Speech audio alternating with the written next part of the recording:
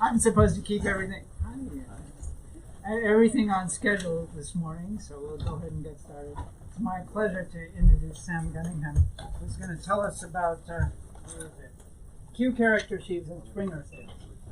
Thank you, and thanks to the organizers for the opportunity to speak at this conference. Thanks to the audience for turning up at 9 a.m. after the whiskey reception.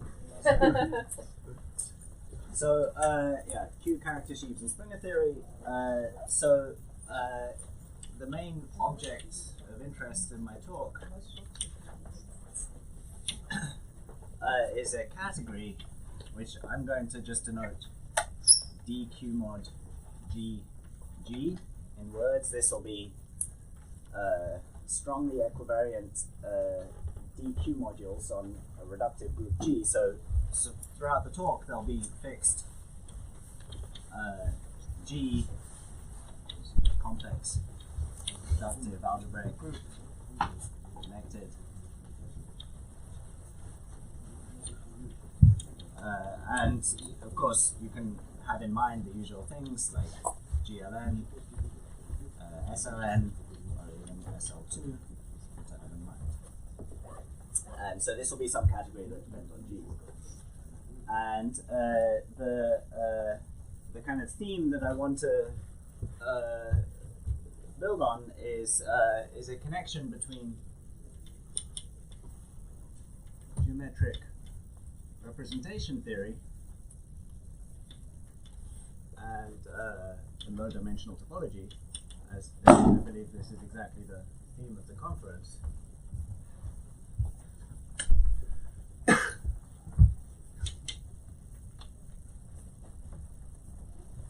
And so, in particular, on this side, there's the topics that are in the title. Things like there's the study of rock. Let me just first mention maybe D modules are an important tool in geometric representation theory. There's ideas coming from Springer theory and ideas coming from character sheaves. And these are kind of all related. This is just sort of a word cloud to get the impression across. And I want to use these ideas to inform the study of things like skein theory, topological field theory, knot invariance, things like this. And perhaps even to go both ways. To one of the things that's been surprising and interesting to me is how these kind of ideas have informed me better about things just on this side, pure representation questions. Okay, so plan. Roughly, I intend there'll be 3 parts. First, I want to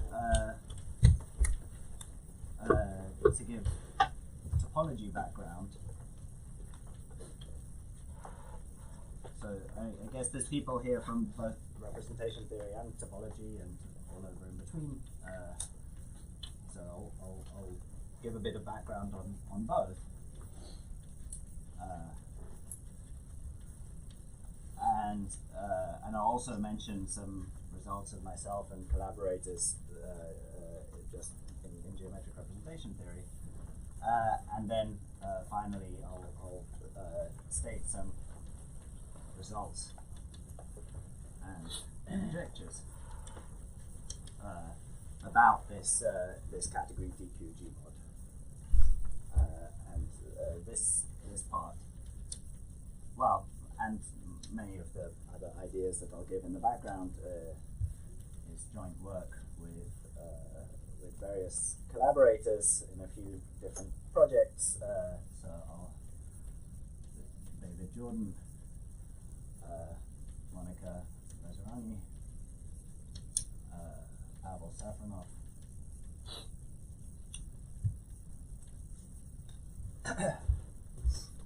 Okay, and I should say now already, I feel like I'm losing my voice, so I'm going to if I came down with a cold or something, so I apologize if I get quieter and quieter, but feel free to ask me to repeat something. But just right above some symbolic line here, right? Ah, okay, right above a line, that's, yeah. There's a microphone there too, in case you get really. Okay, well, let me know if it's bad, and if you can't hear, then I'll think of something. Okay, so let's start off with part one. So the starting point is from the group G. I want to build, well, I'll just start off by assuming we have some braided monoidal category.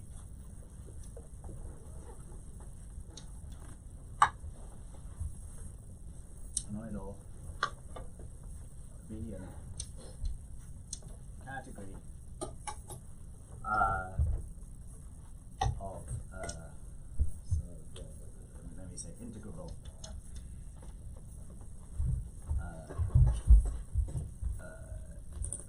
reps of the quantum group.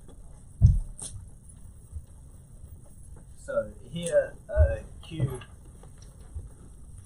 for almost everything I say in this talk, Q will be generic. It's of course very interesting to specialize it to roots of unity, but I won't talk about that so much. So in particular, this is just a semi-simple medium category with an interesting braided monoidal structure. And out of this, so there are a series of papers by Vazirani,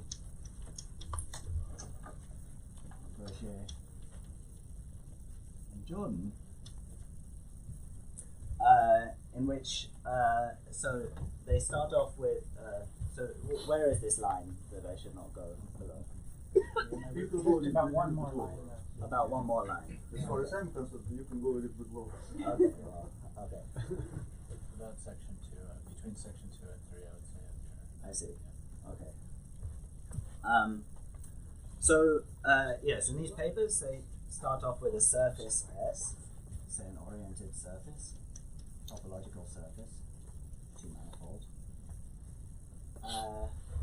and build out of it a category which I'll call ZQ of S. So this is going to be a category.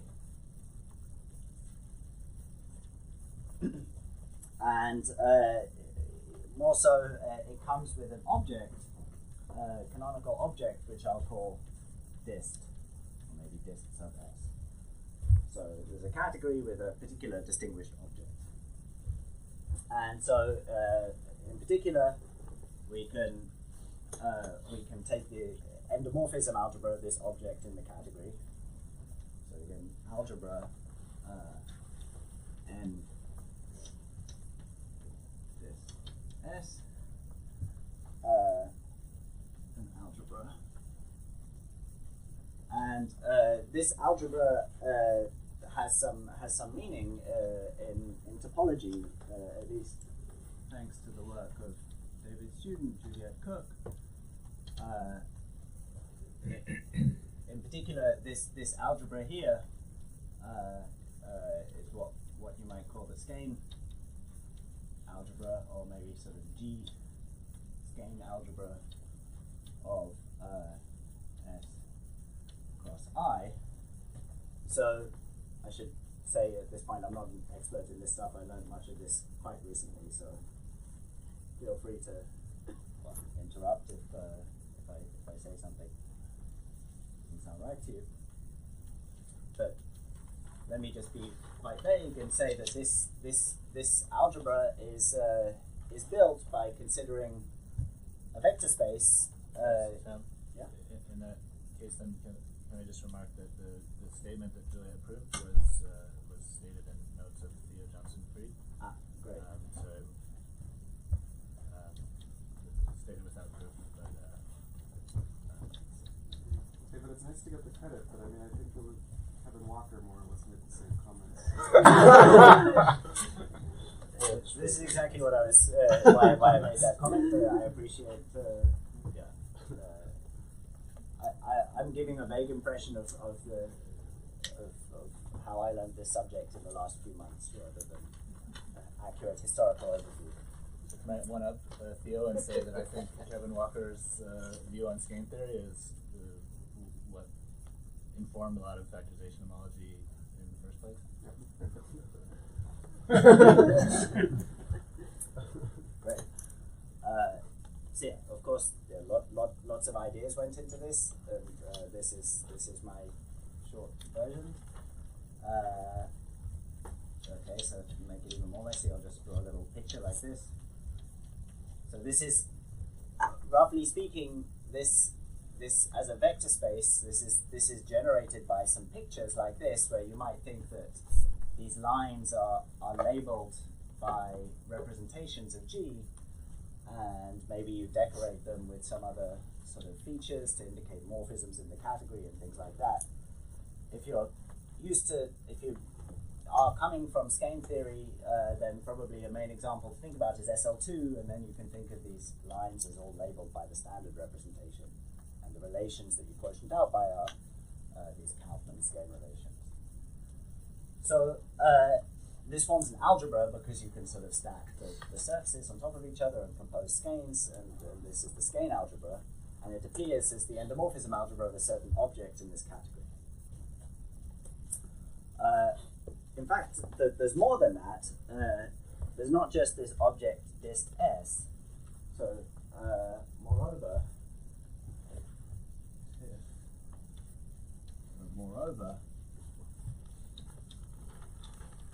for each V in rep G, rep QG, we get an object. Actually, let me say it a little bit more generally. For each collection of representations V1 up to Vn, and for each, if I fix some points S1 to Sn in S, then so by the way, in this picture, here's my surface S, in case it wasn't clear. Here's the interval. So here is, if you like, maybe I should use some colors.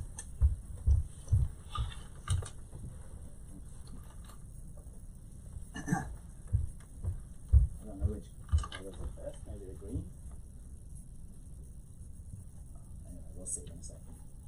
I'm just drawing some dots on a pancake, so not much to see so far. So it's S1, S2, S3, and so on. And attached to these, I've got these representations V1, V2, V3. And so what I'm saying is that there's an object, which maybe I'll call dist, maybe dist S, comma S1 up to Sn, V1 up to Vn. I'll probably drop most of this notation in a second. But just to emphasize that this is an object of the category which depends on this data. And I can do this, I can pick some other collection of such things. So,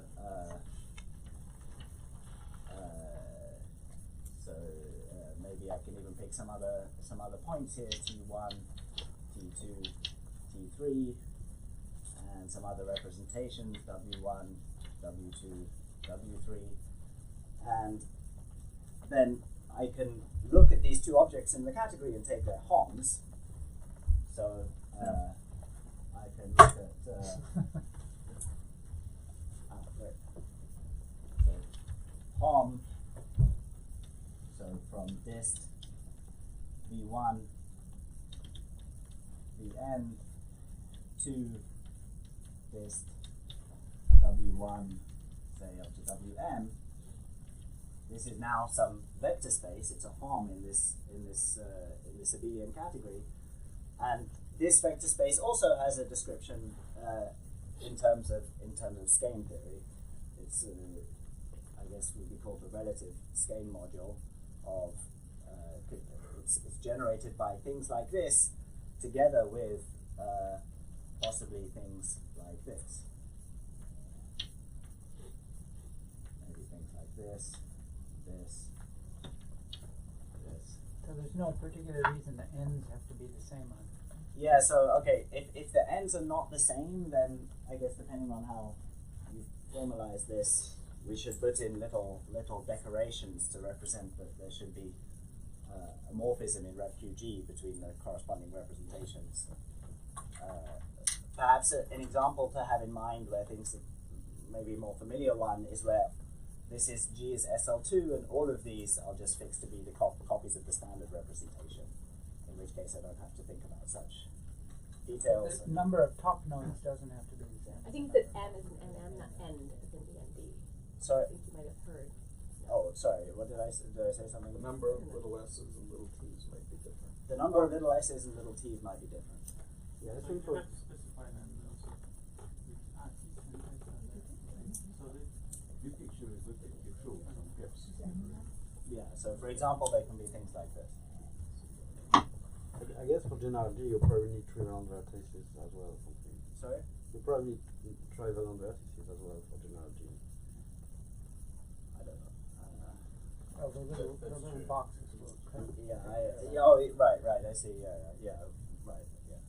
So you need to, in general, you need to decorate these pictures with some more data. As you'll see, this is somehow like a motivation for my talk, and what I want to get to is a sort of more algebraic or representation theoretic way of studying this category and these objects, these home spaces. Okay, but here I should say that, of course, the tool that was used to construct this category was factorization homology, which we've probably heard some stuff about yesterday and maybe last week. I wasn't here. And we'll certainly hear more about later. And so this is coming sort of purely from something topological, if you like. It just takes it as input, this random nodal category, and outputs a linear category where the Hom spaces are given by this particularly nice topological description. Okay. So so let me mention maybe some facts about this.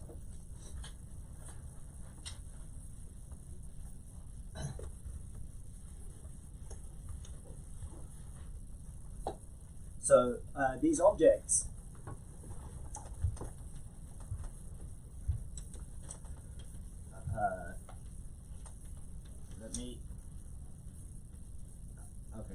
let me maybe mention one simplification of this. Let me just assume that the surface I'm dealing with is connected, and then I can always maybe squeeze these little dots into one little disk, and instead of having this considering separately the V1 and V2 and so on, I can think of these as coming from being tensored together in RepQG. So for most purposes, it's enough just to think about the case where there's one point and one representation. So I'll just simplify that so I don't have to write so much. So these objects, dist SV for V and RepQG, form compact projective generators inside this category ZQS. So in other words, in some sense, the pictures we're drawing here, together with their compositions, to tell you everything about the category. And so to maybe understand where this is coming from a little bit, let's consider what happens when you specialize to q equals 1.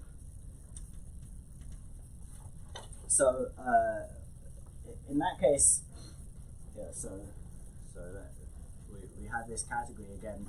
I'll set q equals 1 of S. This will become the category of quasi-coherent sheaves on a certain stack. So here I'll write log ds with an underline, and this will denote the. It'd be better to make that q capital. Okay. This is not a q-deformation of the category of congruence.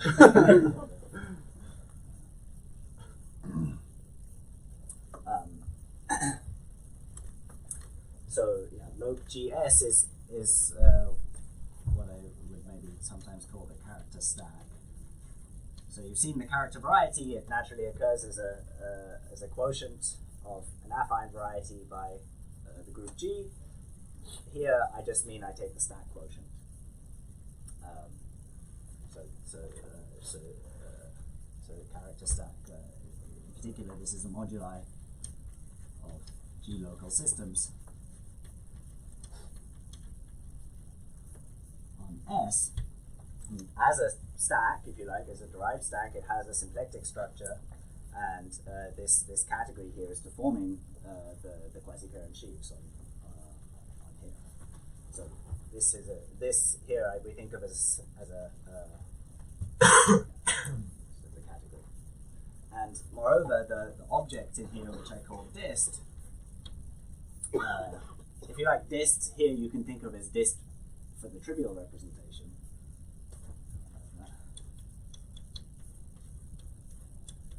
The object called dist corresponds just to the structure sheet of this. And in particular, so we talked about the endomorphism algebra of dist. This was the skein algebra before. If I take the endomorphism algebra of the structure sheaf in QCO, I just get the global functions on the stack. And so this and dist corresponds to global functions gamma log G S O. And this is of course the same thing, if you like, as global functions on the character variety by definition. And so in some sense I want to emphasize this point of view that we have this big category which is seeing all sheaves on this stack, and it has an object, and that object sees exactly this sort of classical character variety that is perhaps more familiar. And so in particular, when you turn Q on, this algebra here is quantizing the character variety, and this category is quantizing this character stack. That's kind of the point of view I want to emphasize. So in this talk, I want to focus on a particularly special case.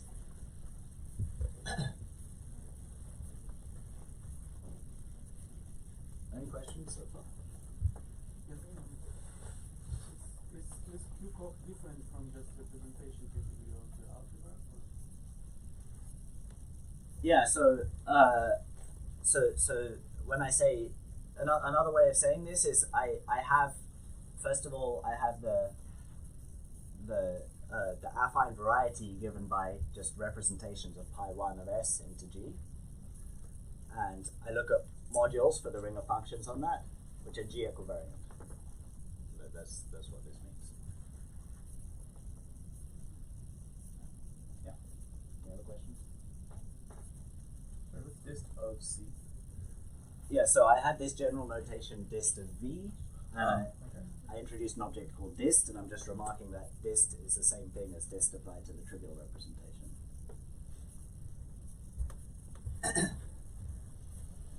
Which doesn't depend on the point in some sense. But the dist was like for an empty set, no? So Yeah, so I think, like, in some sense, the empty set is like the inclusion of the unit in the monoidal category. So this trivial representation here is the unit. So I think you can think of it like this.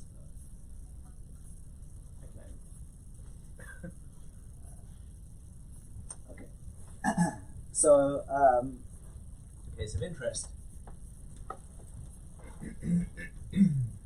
will be where S is a 2 torus, S1 cross S1. And let me again return to Q equals 1 for some intuition. So when Q equals 1, this stack here just consists of 2 commuting elements of G modulo the simultaneous conjugation. So I'll call that maybe com G G mod G. So this is what you might call the commuting variety, commuting stack, the quotient.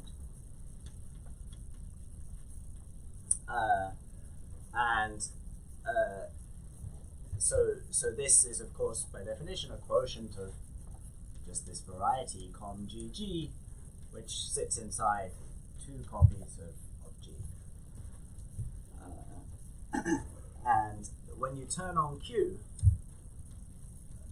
not equal 1, we have this category which was called ZQ T2 here. This is the deformation of this stack, and here, well, in particular, this I claim is, well, this has a natural Poisson structure. This is symplectic, and this is a coisotropic correspondence, and so such a data should give rise to a map, at least not necessarily injective yet, to some deformation of this. And so that's what this ring DQG is about. Invariance, right? Sorry? Invariance. G invariant and G invariance. So the way I've written it, I'm just thinking about You here. divide by Right? G, you divide by G, the invariance, I believe, right? No, not the way he's written it. Okay. No, yeah. Here there's invariance, and here there's not. Ah, okay. Yeah. So yeah, I mean here I'm really just talking about, so G cross G has a particular Poisson structure.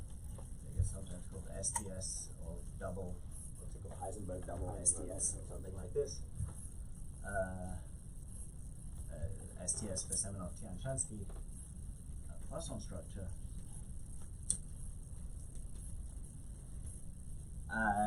And so it's ring of functions, so O of G, tensor O of G, deforms to this algebra, which is called DQG.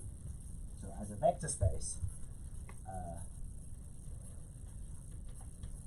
this looks like just two copies of O of G with some particular interesting multiplication on there, depending on Q.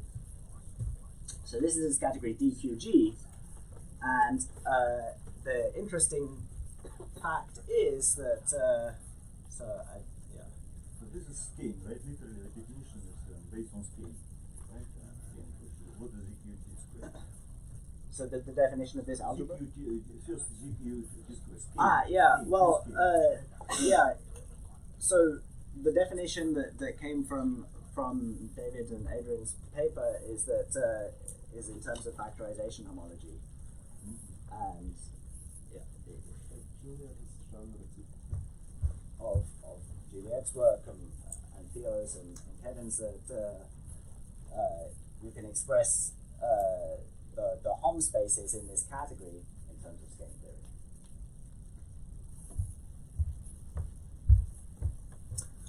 Okay, and so all the theorems that I state in this talk will be kind of in progress.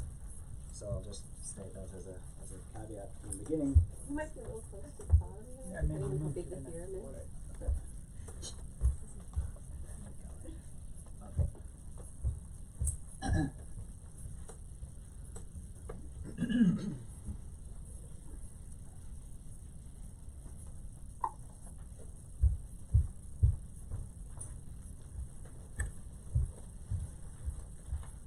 So actually, let me actually state the theorem here in the middle of this space. So the theorem is that so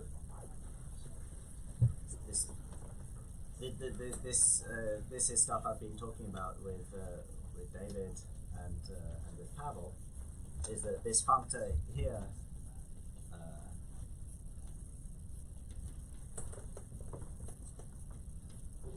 this functor, meaning this functor here, is fully faithful for Q generic. And in particular, I'm going to use this notation for this category, which I introduced right at the beginning, of dq mod g to denote this is an analog, as I'll explain in a second, of the category of strongly equivariant D modules on G.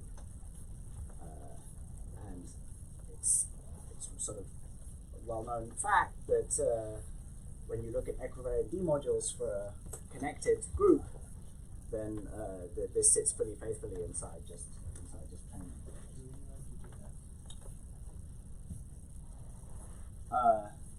As a S. Oh yes, right. Sorry. Yeah. There's not a difference between the two P's, right? One looks curly and one looks Oh not curly. yeah, I mean, Right? no real difference. Yeah, right. I don't know. One refers to a category perhaps, and this refers to a ring.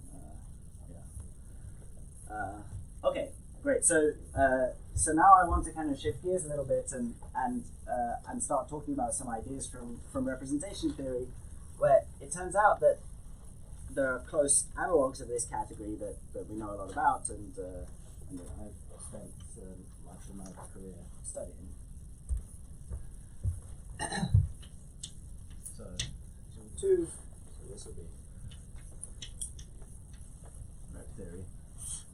And so these analogies that I was mentioning, the way you can think about it is that on the one hand, in this topological picture, we naturally had G times G. Yeah. Sorry, can I ask a question about? Yeah. So there was this also back on parameter about the quantum of mercy. How is that related? Yeah, so there's the same object, the same ring DQG, more or less, that appears in Machiavelli and Chromitz's work. But you don't have the proof for generic view, right? Because they had a spectral proof for.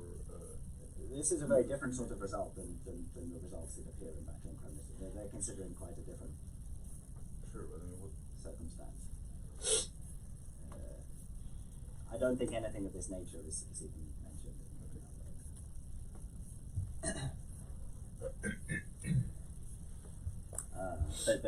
But it is the same object that's appearing. Okay, so G times G.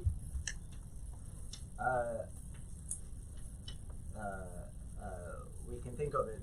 This specializes or this deforms G times little g, which throughout I kind of want to identify with the cotangent bundle of G. So implicitly throughout this talk, I've identified G and G dual, as usual. And this can then further generate to little g times little g, which again I think of as the cotangent bundle of little g. And so this ring DQG here we can really think of as a version of the ring of differential operators on G and the ring of differential operators on little g. And here I'm just being a little bit vague. I just want to perhaps emphasize that we can study this ring and this category of modules by analogy with these more familiar settings. And in particular,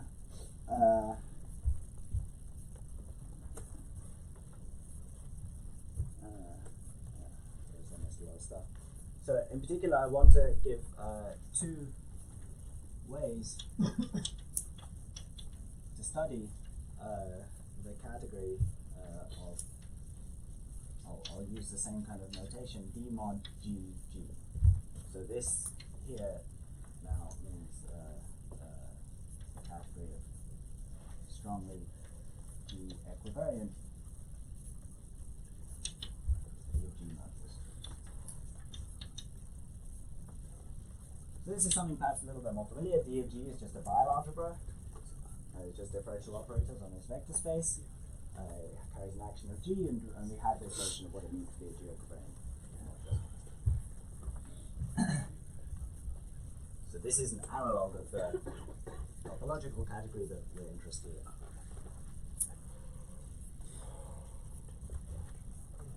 in. Actually, before I get there, maybe I want to just mention perhaps some motivation for what kind of calculations we might hope to do with these ideas. So,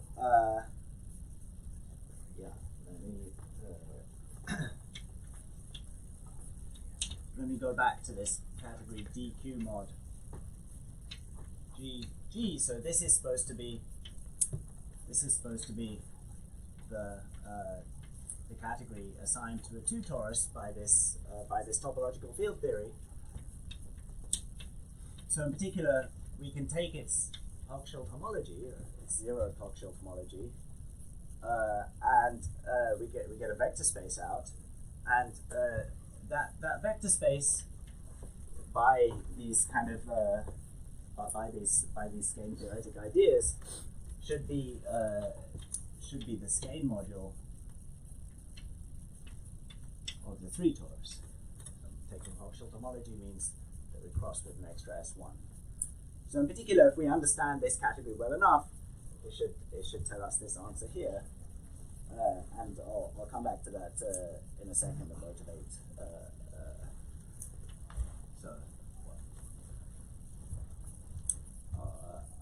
I'll explain how to calculate this in a particular example a bit later. Let me also mention some. I skipped ahead a little bit. So we had this category dq g mod g, and I said that it sits fully faithfully inside some category of just modules for a ring. And I kind of want to emphasize this idea. This was a category which just sort of abstractly existed, and it had these objects called dist v inside them, and there were homs between them. And here we're seeing them as categories of modules. And so you can ask, what modules do the dist v correspond to in here? So from R1 and R2, these dist v correspond to the modules. The corresponding modules for dqg take a particular form. So they're a tensor product of dqg with the representation v, where the tensor product is over a certain subring, or a certain ring OQG, and if this helps, let me mention that so this OQG is a deformation, of course, of functions on G. It has a map to dqg, and this map is a deformation of the commutator map from G times G to G. So this map called mu, and then this is sort of a deformation of mu of the star. So if you've ever worked with this kind of thing before, you'll see this module is actually not so easy to work with. It's given explicitly by some generators and relations, but it turns out that it's not so easy. But I'll give some examples a bit later where we can calculate this. So quantum group, well, can you just use innovation for a quantum group? Just calculate it. How do you calculate generators relations? Yeah, exactly. So for example, if you know generators and relations for V as an OQG module, then you can write down generators and relations for this DQG module. But that V is not quite explicit, right? In terms of quantum group, right? That's maybe part of the problem, but I would say that the complication comes at this later stage here. Even for the ordinary group, as we'll see in a second, it's not so easy to calculate these objects. And so in particular, you can ask the following question, so it's good to have in mind perhaps. So is there some finite dimensional representation V such that dist V generates the category? So a priori, there are infinitely many simple representations of V, and so this category has all these compact projective generators. There's no reason to believe why they should all generate. Here,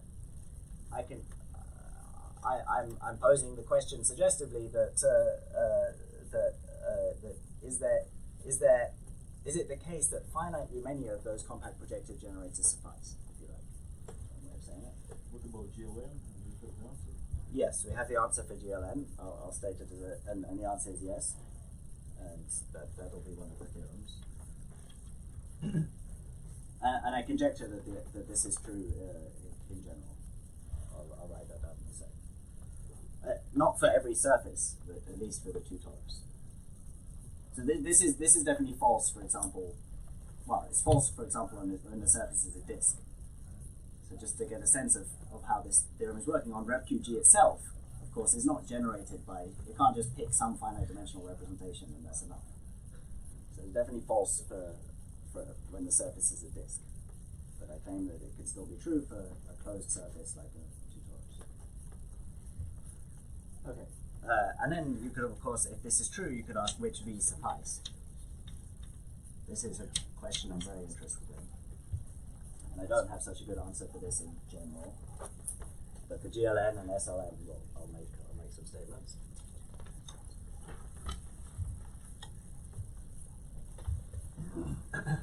What do you mean by generate?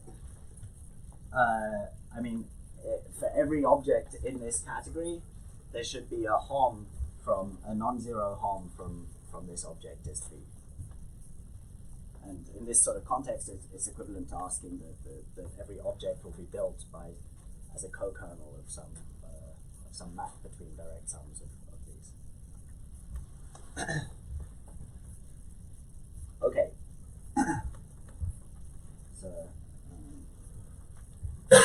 So right, let me describe these two ways of studying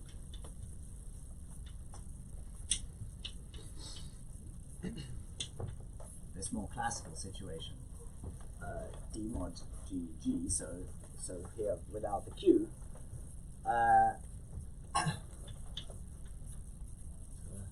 Make sure I have enough room perhaps. Category, just like the Q version, comes with these objects disk V.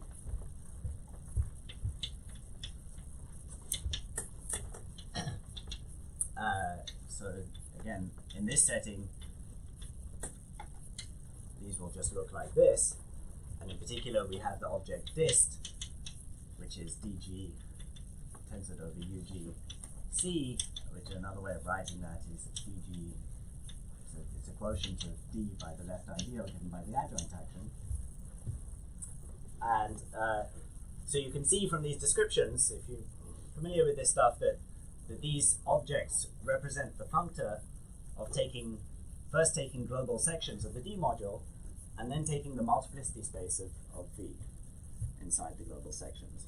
So one way of studying this category is via what you might call sort of twisted global sections.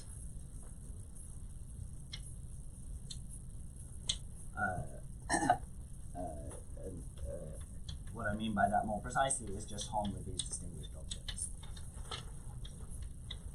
And this is connected with ideas of quantum Hamiltonian reduction. I realize I'm getting low. So anyway, I want to mention these words as this is sort of one family of ideas of how to study this category. I'll say more about in a second. Another family, an idea I haven't mentioned yet, parabolic induction and restriction. And this is connected with ideas of Springer theory, which is in the title of the talk. And let me mention a simple case where these two ideas somehow coincide in this example.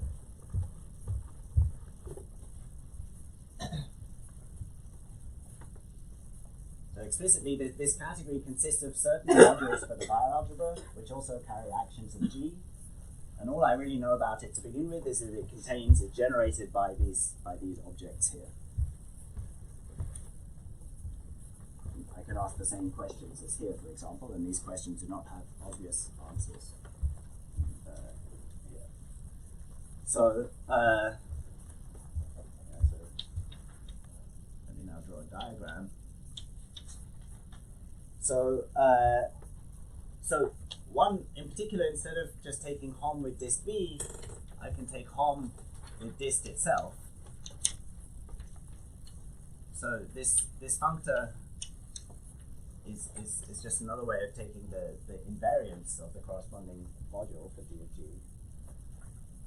so this lands naturally inside modules for the endomorphism ring of this. So remember, this was sort of the analog of the character variety. And it has this endomorphisms, is this ring here.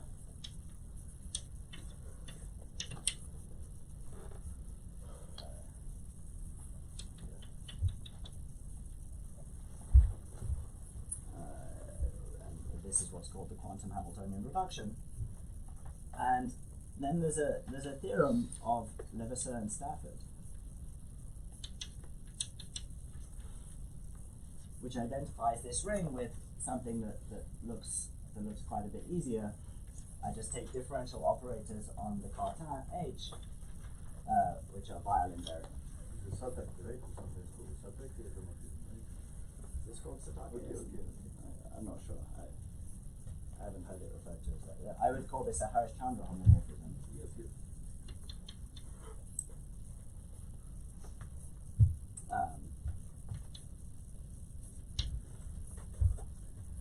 Okay, so in particular, given an object of this category, I can get something here. Now there's another functor here, which I call parabolic restriction from G to H, and this naturally lands inside just D modules for the torus. So a priori it lands maybe inside D modules for the torus, which are H equivariant, but because H is acting trivially on H, and I'm doing abelian categories here for all those in the know, this equivariance imposes no extra condition. Okay, you get rid of it. And moreover, just like here, this hom with dist didn't just land in vector spaces, it landed in modules for this ring. Here, this doesn't just land in D modules for H, but they have some extra data coming from the corresponding monad. And this extra data, I claim, is an action of the Weil group, an equivariant structure for the Weil group. So I'll write it like this. And so this here is a theorem of myself. Earlier work. So let me just say briefly, the content of this theorem is something similar to what you're used to perhaps in Springer theory, where you look at something like the homology of some Steinberg variety under convolution, and you identify it with the group algebra of the Weil group. Here, the corresponding monad is naturally some relative version of the Steinberg variety living over H, and we identify it with this sort of monad just coming from the Weil group here. So this is not completely trivial, just to say. All right, and now there's a sort of obvious connection you can make between these two sides of the diagram. Here, Jane, there is absolutely nothing trivial about W invariant differential operators, you know, right? Long story here. yes, It cannot be trivial. Certainly, yes, it cannot be true. So this in itself Well, is not trivial. it is simpler, really, right? But then you can't expect miracles. Certainly not. Yeah. So this is non-trivial in itself, but also the relationship between G and H is non-trivial. It's the non-triviality I wanted to emphasize. There's an obvious arrow you can draw between these two things. So this modules for the invariance. There's a Morita equivalence between this ring and the smash product algebra, which is what, when I write W equivariant D modules on H, of course, this is just modules for D of H smash W. And there's a standard story which is idempotent in W, which connects this algebra with the spherical subalgebra and tells you that there's a Morita equivalence here. And this diagram commutes. So this is something that I think is not very well spelled out in the literature. So, but morally, it comes from work of Hotte and Kashiwara. And as well as my contributions here. Okay, what I want to emphasize about this is that these are two a priori completely different pictures that happen to be related. related in this way. This is Hom with some distinguished object, and this is something more geometric. These parabolic induction and restrictions is something to do, for example, with the Springer resolution and those kind of ideas. But they happen to be related in this way. Okay. So let me state some answers to these questions, perhaps, in the case of the Lie algebra.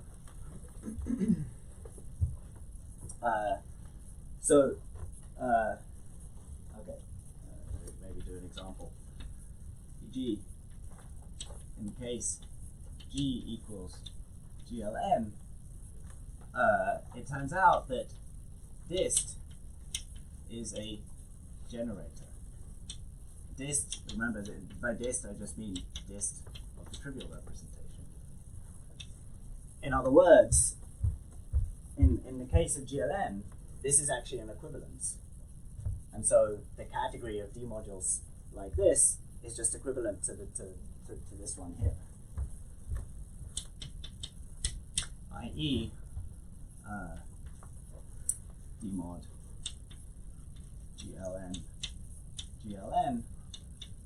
is equivalent to D mod CN SM. Okay, so that's a nice situation. But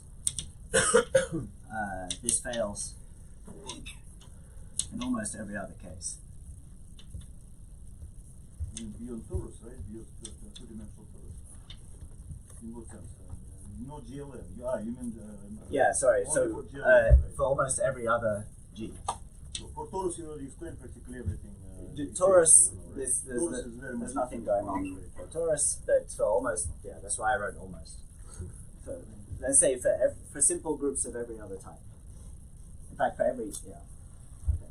So in particular, it fails for G equals SL2.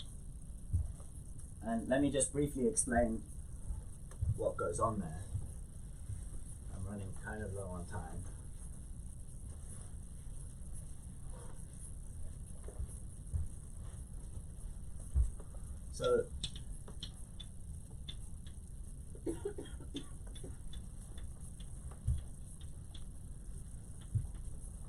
So as explained here, this category always has there's always a piece of this category.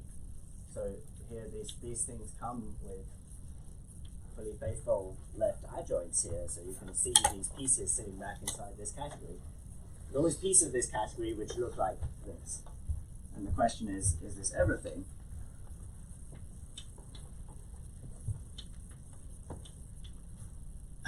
And the answer is no in this case, but what's left is very tiny.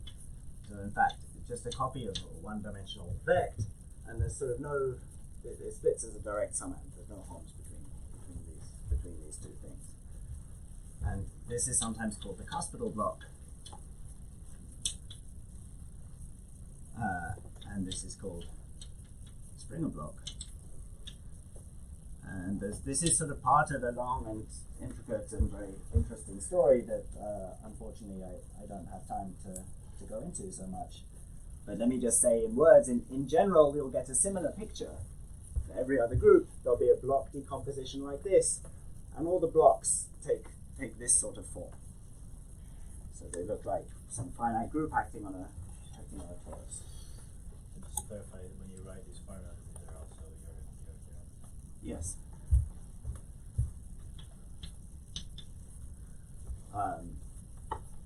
In particular, you note that this category has a projective generator, and in fact another way of thinking about this in this case is that this is the block generated by dist, in other words dist of the trivial, and this is the block generated by dist of the standard representation.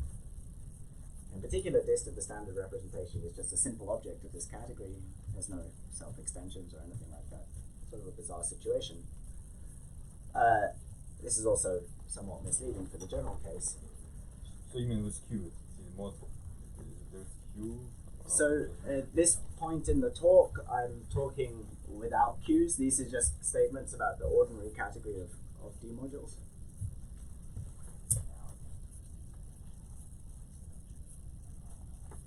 Yeah, so of course, perhaps there are other ways of seeing this in the case of SL2. But I've got 3 minutes left, so I should state some new theorems. So let me, in the last 3 minutes, just move on to part 3, results and conjectures. So this is work in progress of myself, David, and Monica, and so I'll explain maybe some answers to these sorts of questions in the case of GLN and SLN. Now in this Q case, so I should say, so I mentioned all of this. We have all of these tools, and there's all these ideas to study this category. In the ordinary case, in particular, in the Q case, we have this side of the picture. But this side of the picture is much harder to access because here these things are all about pulling and pushing D-modules, and that's just something that we don't have yet in this Q situation. So these things are all a lot harder. But in any case, we're able to say the following. So for G equals GLN,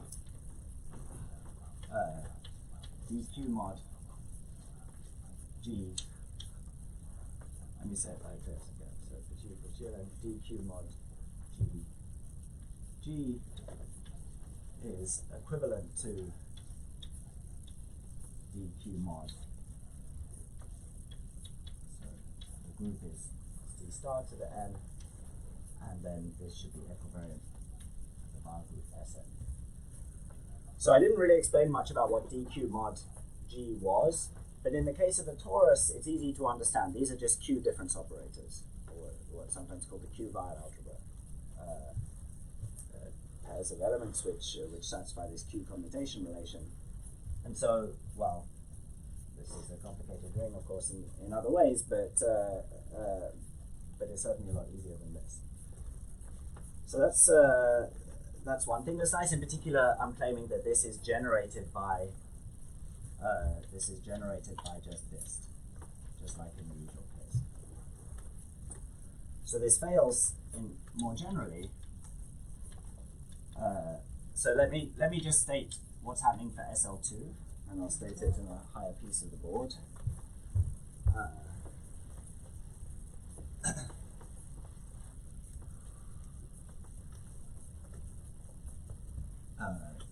So for G equals SL2, we have a very similar picture to this. So again, there's a block, so dq mod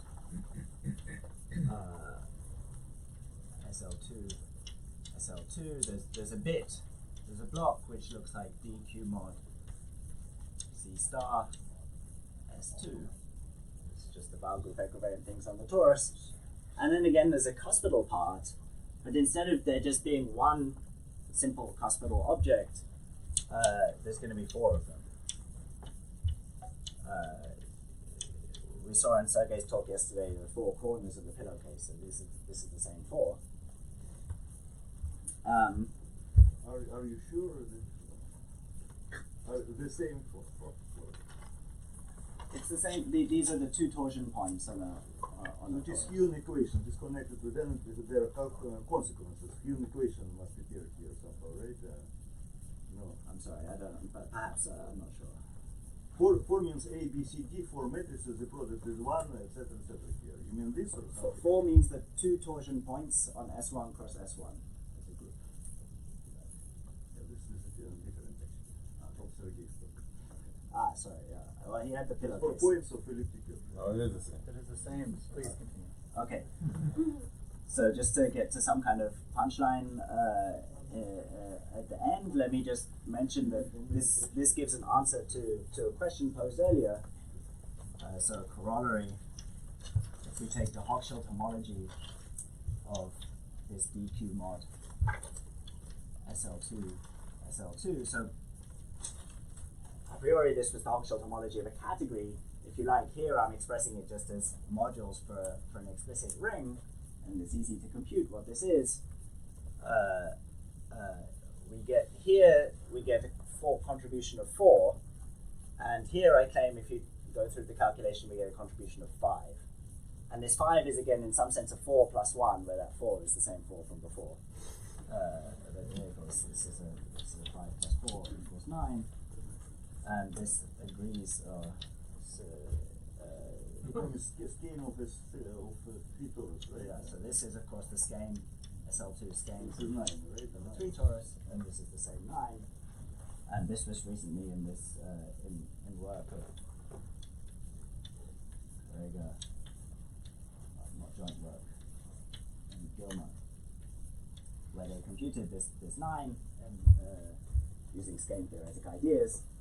Here, I want to emphasize that this kind of computation, for me, it was like miraculous. Like I had no idea that these kind of skein theory ideas could be connected with this. Well, this is something to do with the generalized Springer correspondence in my mind. This 4 here and this 9 and this 5 here.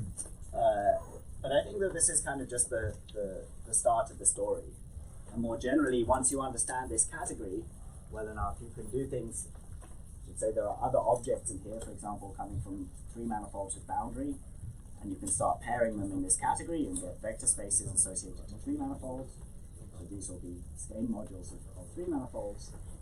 And once you understand the category algebraically in this way, you can start to really do computations with this. And this is just an example of such a computation. Okay, thank you.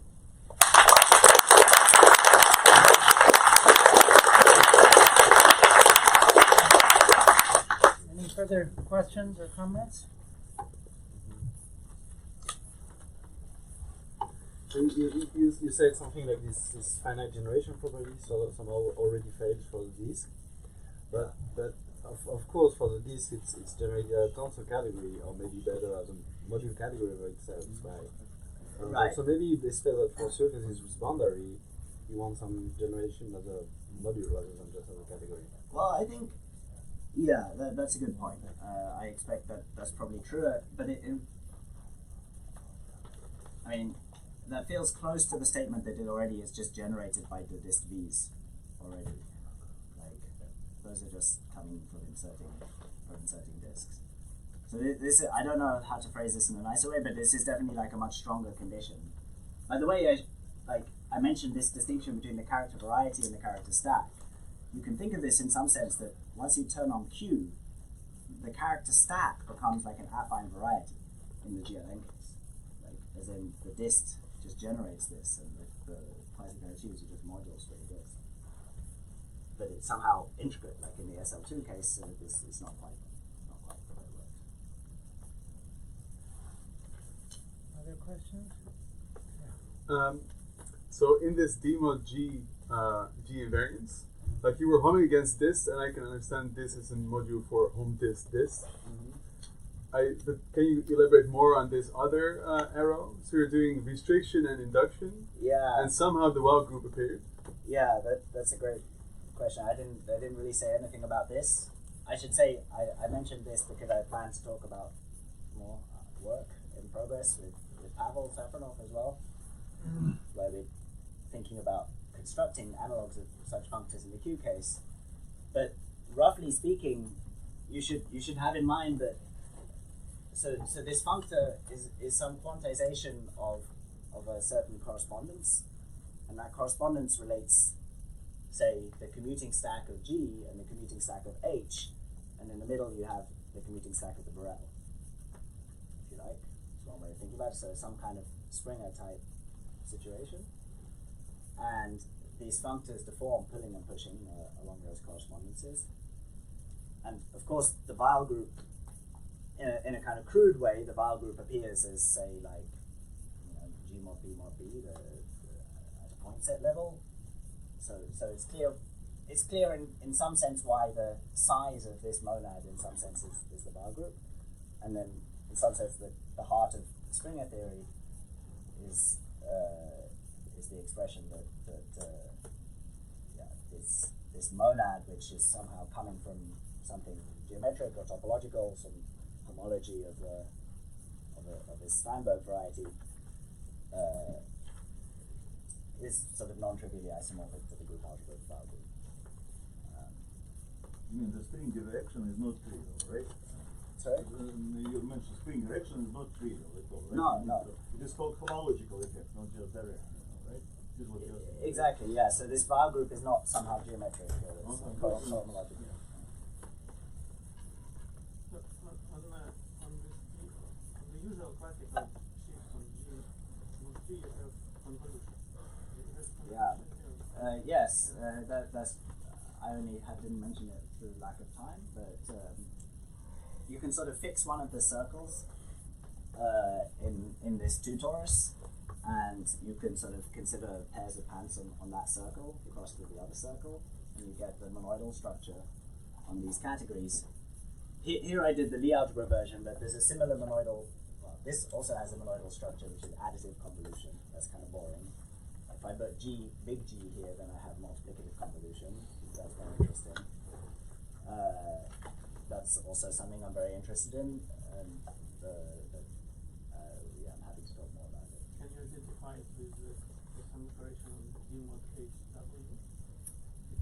That's an excellent question. My belief is that the answer is no. I mean, in some, like, of course you can abstractly in the GLN case. This is a monoidal category, or the Q version is a monoidal category, and so you can transport the structure here. But it's not the obvious one here. And I'm not sure there'll be a sort of natural way of expressing it. Just like a trace of direction. Yeah, exactly. There's no reason for this functor to be monoidal. Yeah. However, I should say, I mean, there's another line of work I have with David Ben-Zvi where, in some sense, in the group versions of this, we look at some full subcategory of this. This is roughly modules for this smash product algebra, and inside there's modules for something called the affine nil-Hecke algebra, nil-Daha. This will be monoidal on such modules. Put it that way. But again, that's something non-trivial. All right, in view of the time that we don't shorten the coffee break too much, maybe we'll thank Sam again.